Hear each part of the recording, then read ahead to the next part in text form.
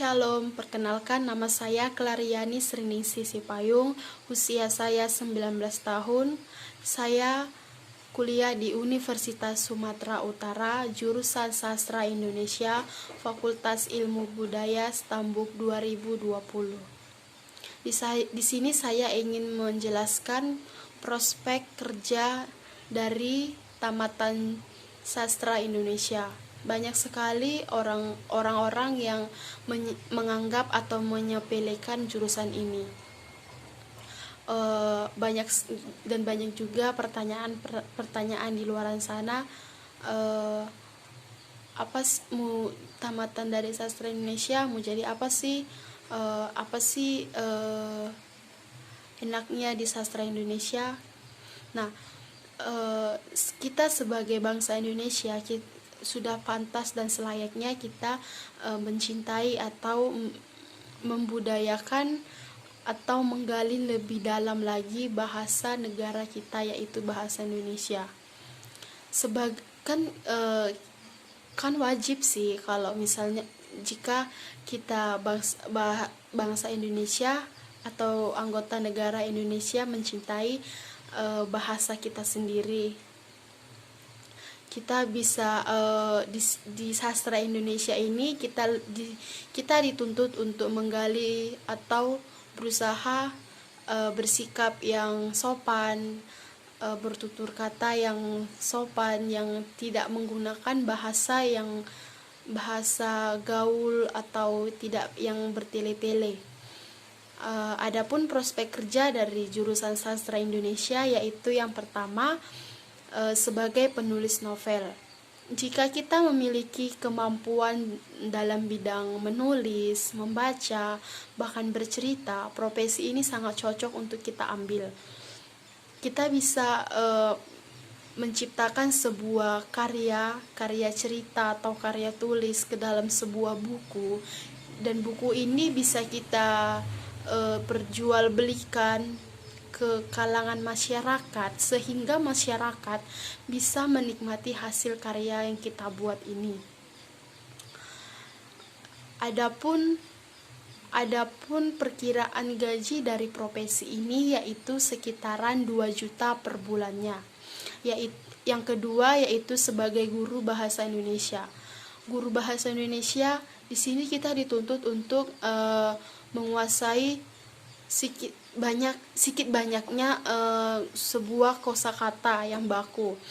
Kita harus bisa menguasai atau menggunakan bahasa yang sopan, tidak bertele-tele, sehingga seseorang yang mendengar apa yang kita katakan atau kita sampaikan, mereka bisa mengerti apa yang kita sampaikan dan dapat memahaminya. Profesi guru bahasa Indonesia ini tidak hanya bekerja di sebuah sekolah saja, tetapi kita bisa melamar profesi ini di sebuah lembaga bimbingan belajar atau bimbel. Adapun perkiraan gaji dari profesi ini yaitu sekitaran 3 juta sampai 5 juta per bulannya. Yang ketiga yaitu sebagai jurnalis. Kita bisa di profesi jurnalis ini, kita bisa melamar pekerjaan di sebuah perusahaan media cetak, elektronik, ataupun media online.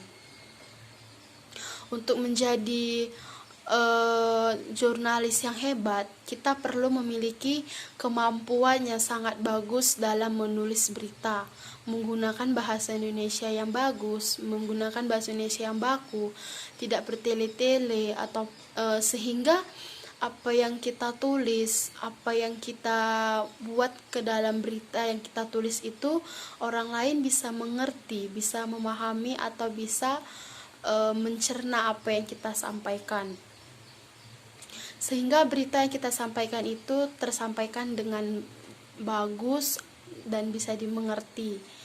Adapun perkiraan gaji atau penghasilan dari profesi ini yaitu sekitaran 3 juta sampai 5 juta per bulannya. Yang keempat, editor. Jika kita memiliki keahlian dalam berperan, bermain drama, bahkan kita dengan mudahnya menghafal sebuah naskah, di sini kita bisa menyalurkan bakat kita kepada profesi ini. Adapun perkiraan gaji dari profesi ini yaitu sekitaran belasan juta rupiah per bulannya. Yang kelima, leksikografer. Profesi ini sangat diminati karena kenapa? Karena pekerjaan ini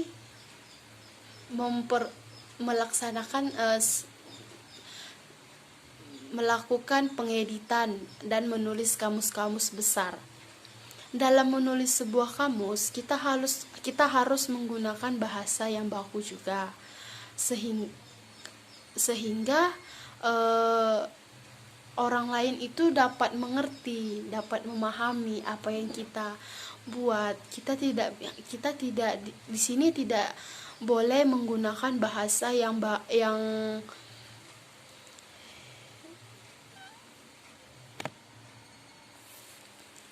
Adapun gaji dari profesi ini yaitu sekitaran 3 juta per bulannya. Nah, dan masih banyak lagi profesi yang bisa kita ambil dari jurusan sastra Indonesia. Nah, tertarik bukan? Lalu apa sih manfaat teknologi informasi di dunia kerja atau di dunia yang akan datang? Manfaat teknologi informasi yaitu seperti kita ketahui saat ini di era pandemi COVID-19. Orang-orang banyak menggunakan teknologi informasi. Bahkan kalau kita ingin makan saja atau ingin membeli sebuah barang, kita tidak perlu untuk datang ke sebuah restoran ataupun ke mall. Kita bisa memesannya dengan menggunakan sebuah handphone. Seperti contohnya kita ingin membeli sebuah makanan, kita bisa memesannya menggunakan aplikasi Gojek online atau Grab. Jadi kita cukup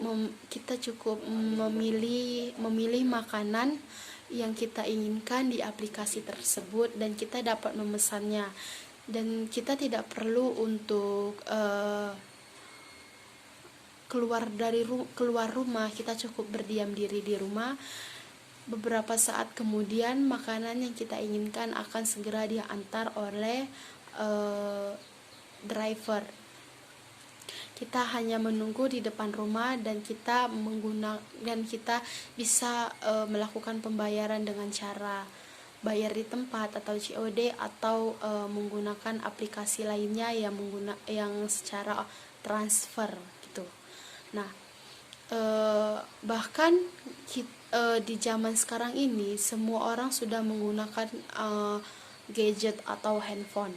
Bahkan anak kecil saja saat ini sudah menggunakannya, seperti bermain game online, terus mencari sebuah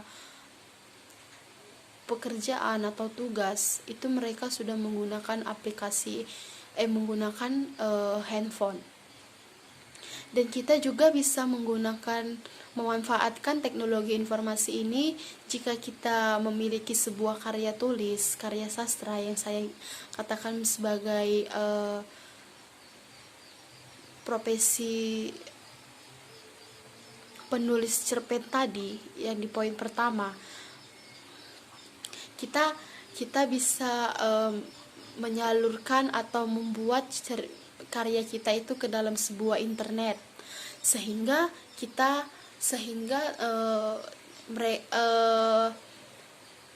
masyarakat atau pelajar-pelajar lainnya tidak perlu membeli bukunya jika mereka tidak memiliki uang.